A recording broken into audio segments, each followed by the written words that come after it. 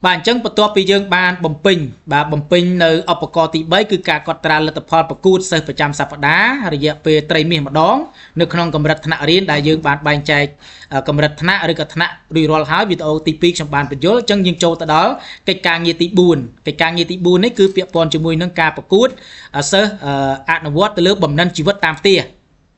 tia nó mình nơi giờ là đấy cứ tam tia bạn chân cứ thằng này mũi cơn bạn bấm pin po để miền nơi khang lơ năng máu một tổ máu quạt chập đã trôi từ crom sơ bà crom tiประมาณ đã thay dương miền bấm mùi crom nhưng đã bấm mùi crom năng máu chân crom nó quạt đào đầu là hasanim chmo ấy ca của lab ca của van ca đu tuần sau rư của đã luôn đã cái gì tới bà một tổ máu cứ dương phải trôi sama chật crom vàสมาชิกក្រុมដែលយើងធ្វើការបែងចែកមានប្រមាណអ្នកដាក់ចូលនឹងមកដាក់ភេទរបស់គាត់អញ្ចឹងយើងចាប់ផ្ដើមជ្រើសរើសហើយតើគាត់នៅក្នុងចំណោមសិស្ស5នាក់ឬក៏6នាក់ណាដាក់ទូជាតំណាងឲ្យអ្នកគ្រប់គ្រងឬក៏ប្រធានក្រុមអញ្ចឹងទៅអញ្ចឹងយើងឲ្យទី5ហ្នឹងអញ្ចឹងយើងចាប់ផ្ដើមទៅមើលលើសិស្សទាំង5នាក់ហ្នឹង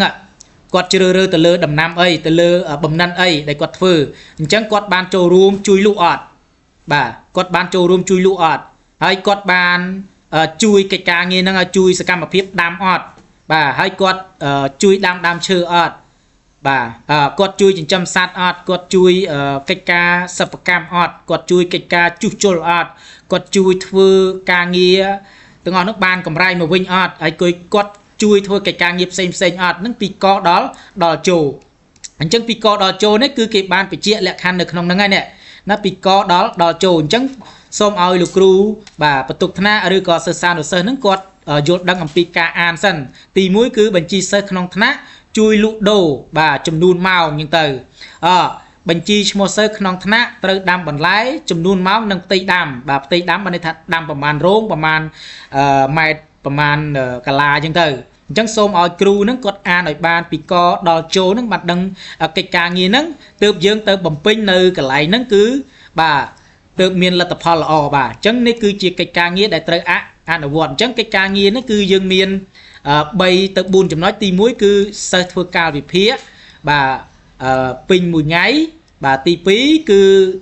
សិស្សជ្រើសរើសក្រុមដើម្បីចូលរួមប្រកួតភាសាខ្មែរនិងគណិតវិទ្យាបាទទី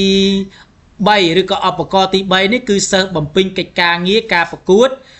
ឈ្នះចាញ់